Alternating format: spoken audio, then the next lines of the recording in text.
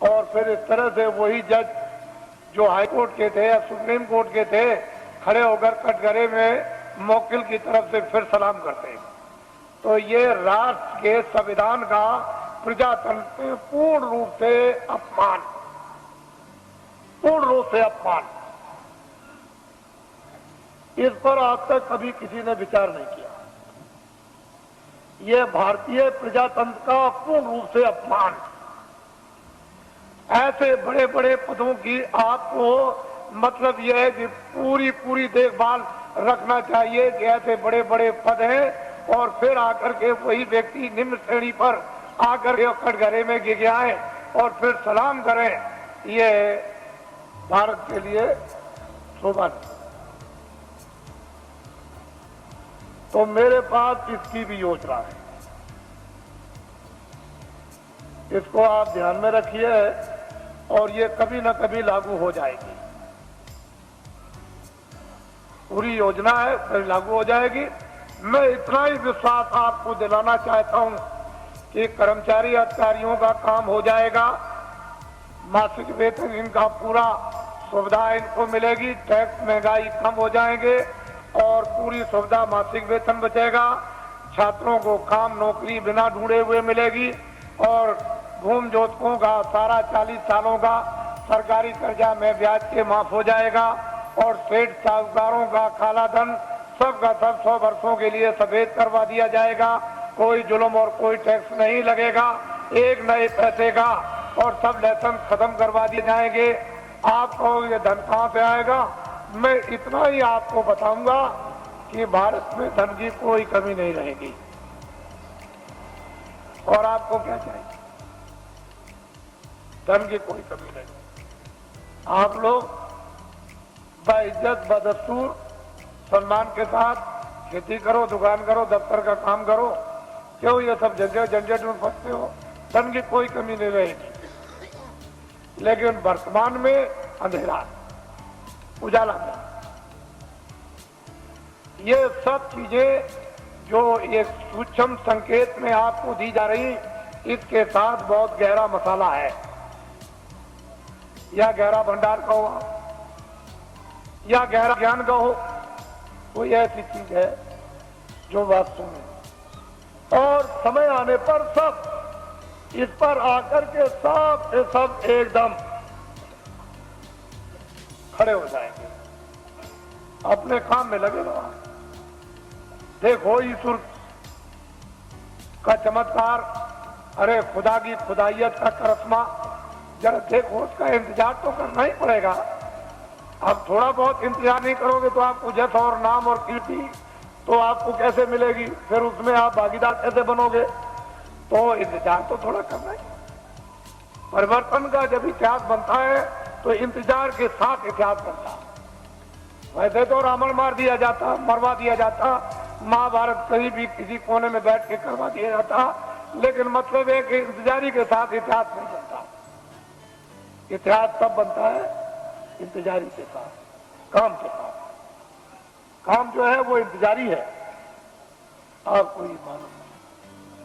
तो मैं नामदान दूंगा अब आपको, क्योंकि ये भी इच्छा लेकर आए हैं कि चलो आज जल्दी पहुंचे। कल ही आ गए थे, समय ज्यादा हो गया था, तो कल मैं नामदान रात को नहीं दे सका, इसलिए कई ये काम रात को करने थे। तो अब आप नामदान विधिवत ले लीजिए और ये संकल्प लेकर के यहाँ से जाइए कि चाहे मुझे 1 मिनट देना हो चाहे 2 मिनट। वैसे तो मैं आपसे 1 घंटे 24 घंटों में मांगता हूँ कि 1 घंटे आप 24 घंटे में रिजर्व कर लो अपना, सबके सब, और उसमें 2 मिनट शाम को, 2 मिनट दोपहर को, 5 मिनट इसका और 5 मिनट अब, और जब भी आपको समय मिल जाए तो पूरे सब दिन भर के मिनट मिलाकर 1 घंटा जोड़ लो। 23 घंटे तक का करके गृहस्थी के सोना ये वो सब ये आप इसमें लगा दो। 1 घंटे में ये काम आप भगवान का, आत्म जागृति का और उस भजन, और 23 घंटे। अब इससे और सत्ता आपको क्या करना?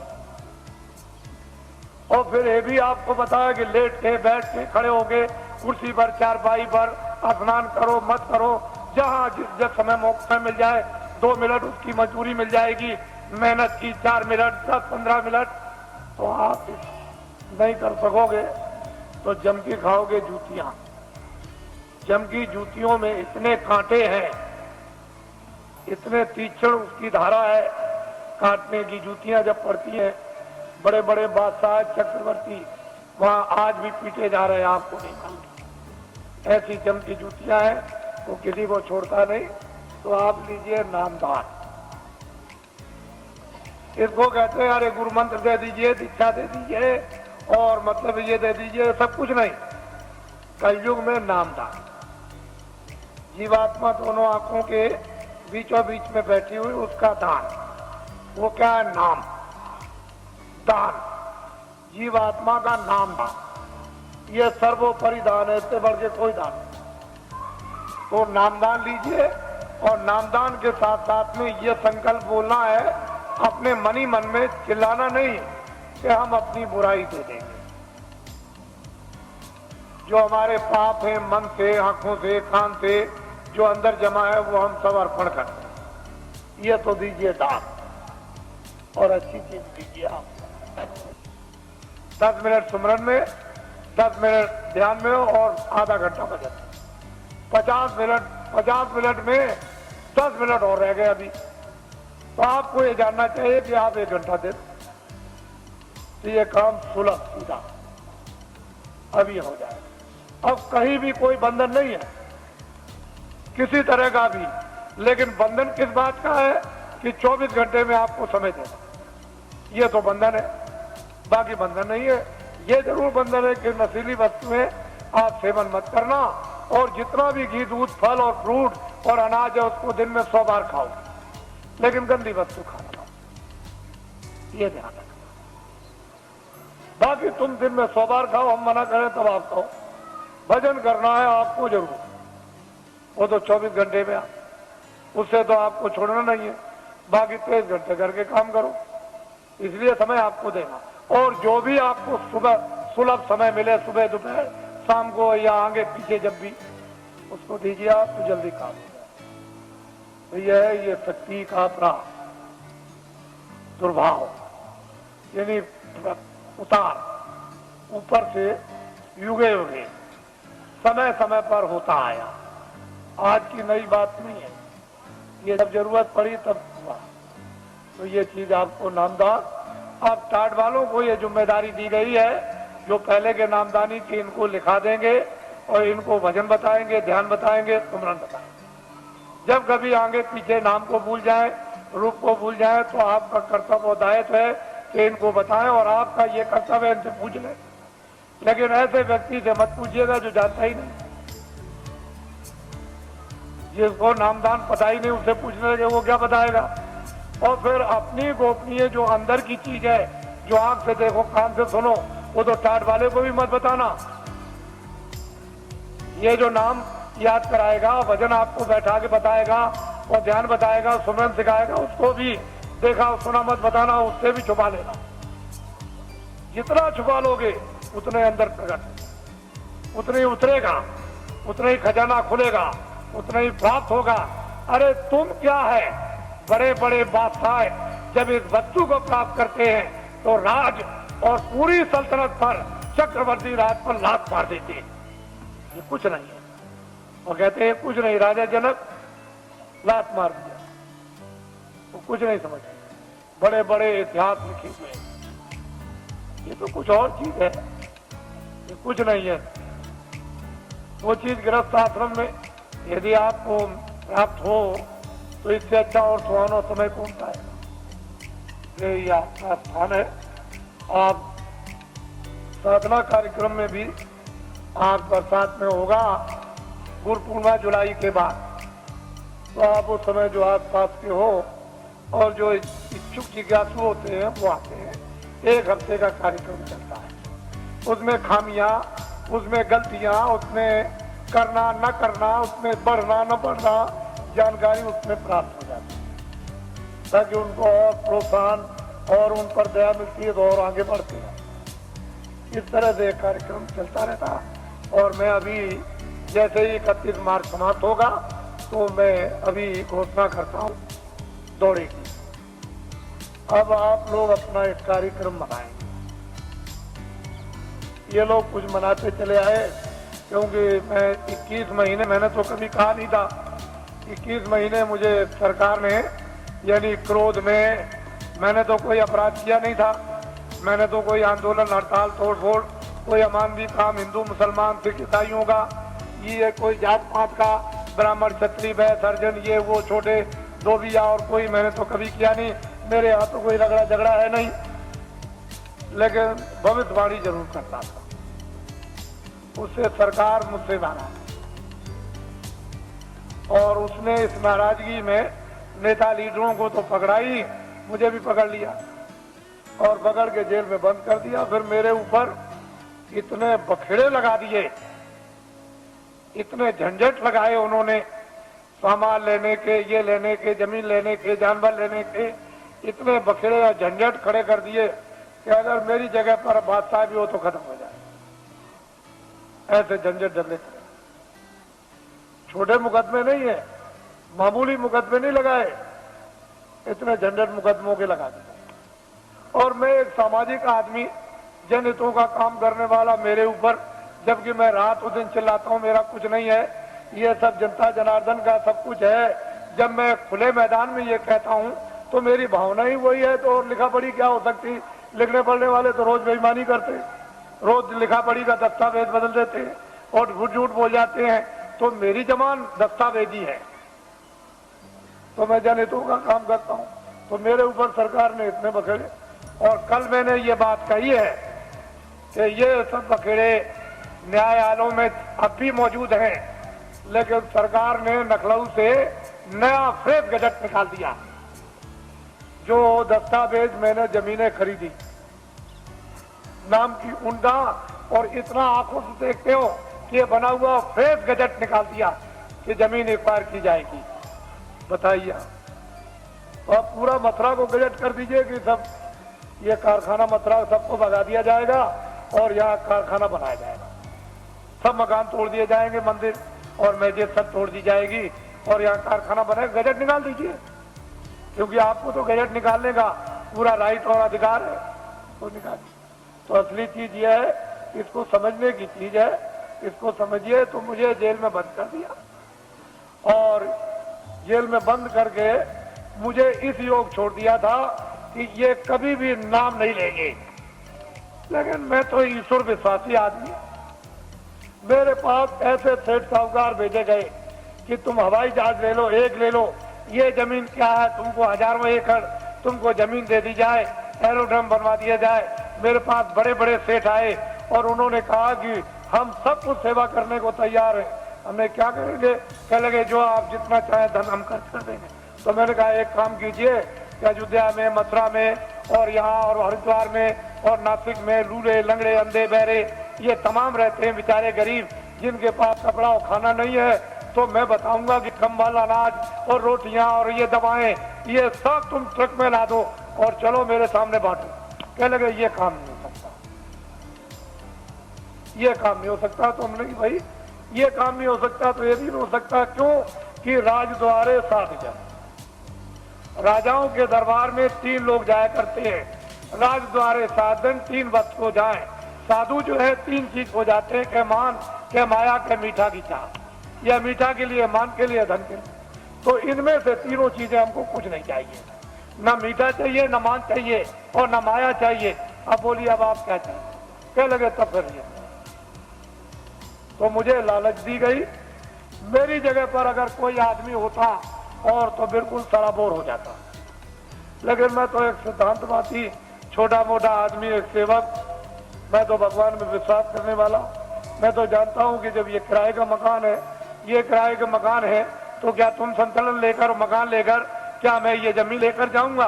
अरे जो काम कर रहा हूं मानवता का और आत्मा का, जो हो जाए हो जाए, उसे मुझे कोई खरीद नहीं।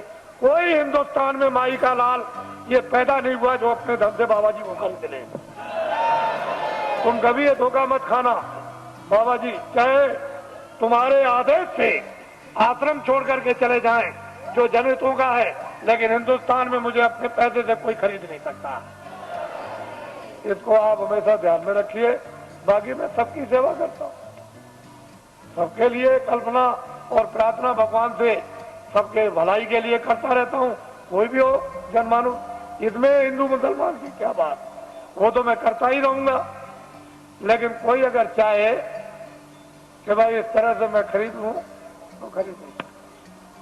ये मैंने इसलिए कि ये लोग इसका एक उत्सव मनाते हैं। आज 23 जनवरी है, ये 23 मार्च को मुझे जेल से, दिल्ली जेल से छोड़ा गया। तो वैसे तो कागज पर तो कहीं नहीं मिलता है कि बाबा जी ने बेड़ियां पहनी हैं, लेकिन बाबा जी को जेल में डकैत और चोरों कतलियों की तरह से बेड़ियां पहना दी थी। जब मैं बंगलौर में भेजा गया तो वहां पूछा वहां के आईजी से और सुपरिंटेंडेंट से कि भाई हमको क्यों बेड़ियां पहनाई, तो उन्होंने खुद आकर के कहा कि कागज पर तो आपका कुछ नहीं है बेड़ियों के संबंध में, क्या वहां की उत्तर प्रदेश की सरकार आपसे बहुत नाराज है? हमने कहा अब आप समझ लीजिए, नाराज इसलिए तो कि किसी तरह से हमारे बस में आ जाए। और बड़े बड़े अधिकारियों को भेजा जेल में। अरे भाई क्या करते हो, ये क्या है? जब 23 जनवरी को छोड़ दिया तो मुझे इस हालत में छोड़ा था कि बाबा जी न तो अपना धर्म उपदेश करेंगे, न कर्म उपदेश करेंगे, न बाहर जाएंगे और भाग जाएंगे, अब दोबारा नाम नहीं लेंगे।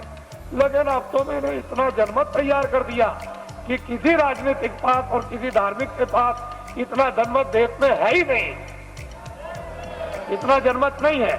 जब मैं जेल के अंदर था और उस समय पर आपने कुछ समय के बाद जब अभियान छेड़ दिया था कि जेल भरो आंदोलन, और 20, 25, 30 हजार आदमी चले गए जेलों में, और वो देवियां जो अपने बच्चों को, यानी आज पैदा किया बच्चे को उठा के और शोर से चली गई जेल में, और वो बेचारी जो बच्चा पैदा होने वाला जो आज ही कल में जेल में चली गई और बच्चा जेल में हुआ, अगर स्त्रियां अपने एक दिन के बच्चे को उठा के जेल में जा सकती है और वो देवियां जो कल बच्चा जेल में पैदा होगा वो जेल में जा सकती है, तो अब तो बहुत दूर गाड़ी हो गई।